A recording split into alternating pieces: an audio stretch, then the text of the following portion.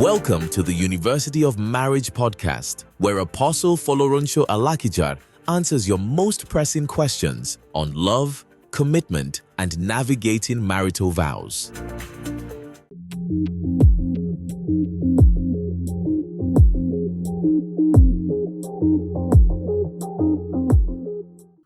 I don't think that's true at all. Love is the most important part of any marriage. You can't swap it. What are you swapping it with? That love, that's the most important part. It's like saying, oh, our bodies don't matter anymore so long as we have wheelchairs. You don't need your legs. It's your legs that you need to carry the body. So you take the legs off. You got no legs to stand on. So what are you going to do? What's that? There has to be something artificial to take over from there. So you take the love out of a marriage. What do you expect? You'll be living like tenants. Tenants in the same space. The way tenants live in the same space is different from the way that married couples live. It's a lot more than that. It's engaging. With tenants, you can just say hi and walk off. You can't do that with your spouse. Everything and all things, everything is are things that you need to talk about, chat about, laugh about, go to together, decide on things together. No, it won't work. I don't know who says that, but I definitely disagree with them. Nothing can replace love. Even money doesn't replace love. Money is money, it has its functions. And love is love, it has its functions. Together it makes it better, but if you don't have the money and you have love, you can still carry on with your lives. So long as you have satisfaction and your love that you show to each other, so long as you're satisfied with that, it will continue to make your marriage work. And it's when a marriage works that you can continue to live together forever, just as you said when you were taking your vows. I hope that answers your question.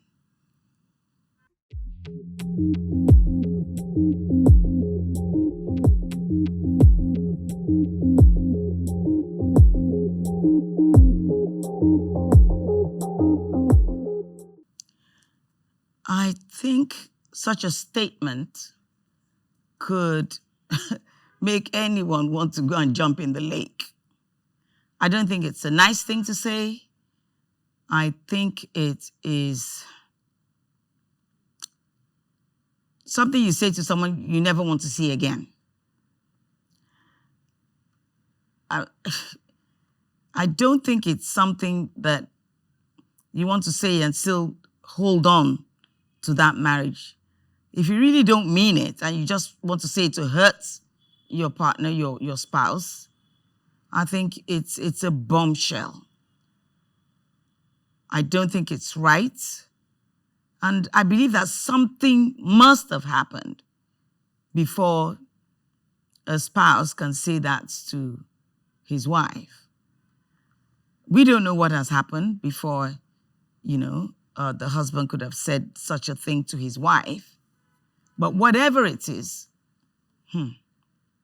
I think it needs a really big apology if he really doesn't mean it. And if he does mean it, how can you want your wife to stay? Maybe he has taken her for granted. Because if it wasn't, why would a man say such a thing to his wife? Which wife would want to stay an extra day hearing that from the man she loves? Because if she didn't love him, maybe they would have separated before now. I don't think it's right. I think it's the ultimate. And it would be good for them to maybe visit a counselor so that they can iron out their issues. Maybe that would help. I hope I've answered your question.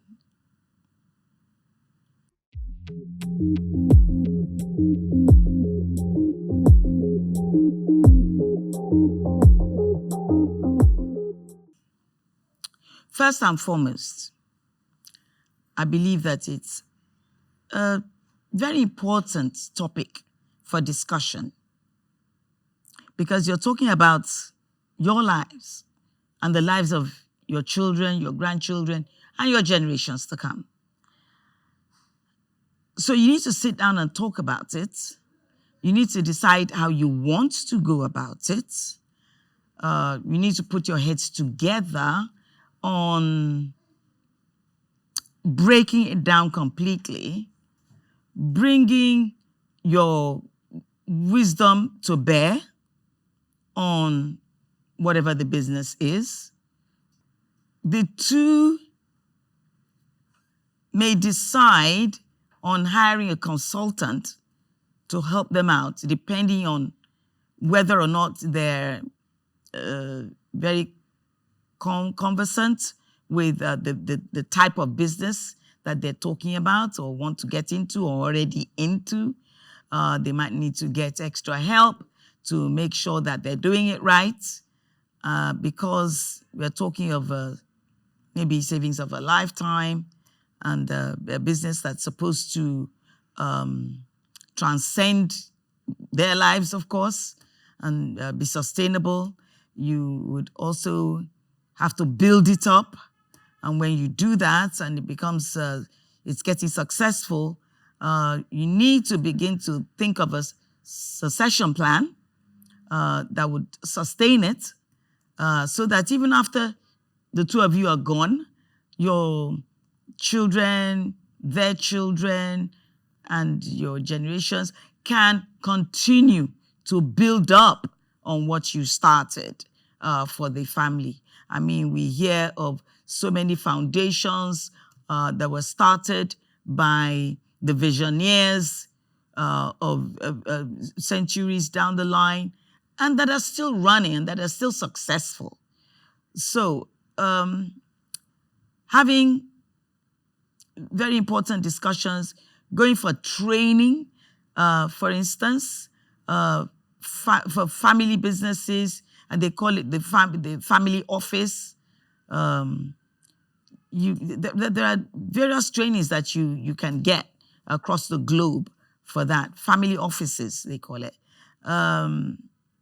That would help you to make the right decisions to make sure that those businesses or that business is sustainable.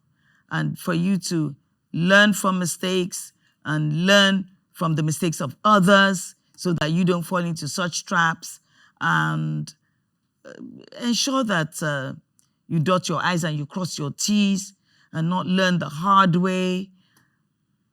I believe that by the time that you've done all of that, you'll be on the right track.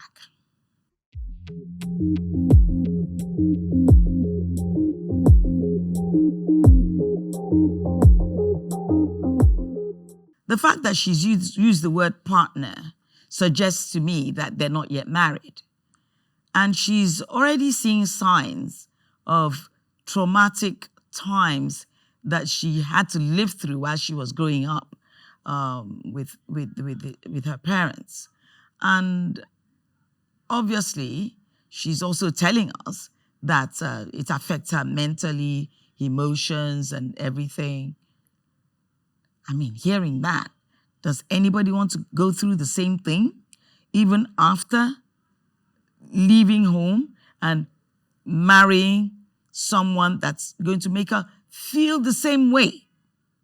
I think it's a sign of a situation where she will definitely not be happy staying with this person.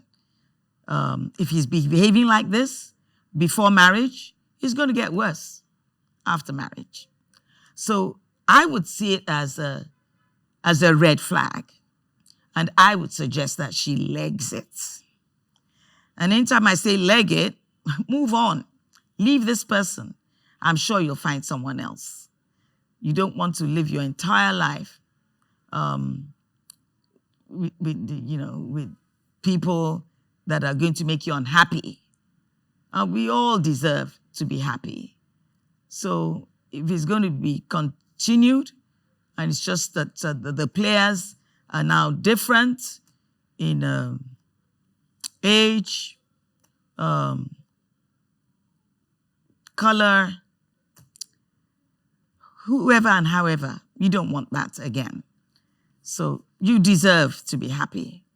So be careful not to choose the same kind of life later on in life.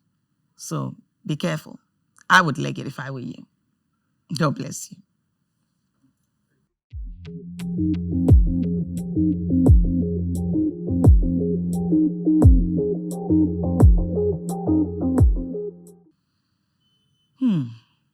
Trauma. Ex. So they've separated, obviously. But mentally, the person is still suffering. One of the things the person can do is to go and see a counselor who'd be able to help him out. Because by discussing these things, you're also going through therapy, and that therapy will help you to get out of what you were locked in with. Talking about it will help you to heal better. And then finding a partner that is the exact opposite of the narcissist behaviors of his ex, who would have an understanding of what he's going through and would appreciate him better and love him better and would turn his life around to make him feel wanted and loved. I think that's very important. Another thing is maybe to also go for deliverance, because deliverance helps, because you don't want to get into the same thing all over again. Sometimes it runs in the family with such things. You never know. But by the time he does all three, I think it will help him heal faster than just moaning and being on his own and thinking that would do it. That won't do it. You have to take drastic steps. I think with those 3 steps, it will help you a great deal. And that's what I believe. God help you. I hope today's conversation has been a blessing to you. Remember, marriage is a journey of commitment, love, and faith. Join me every Saturday for new episodes where I'll continue answering your most important questions. Please don't forget to send your questions to the information display on the screen. Thanks for watching. See you next Saturday.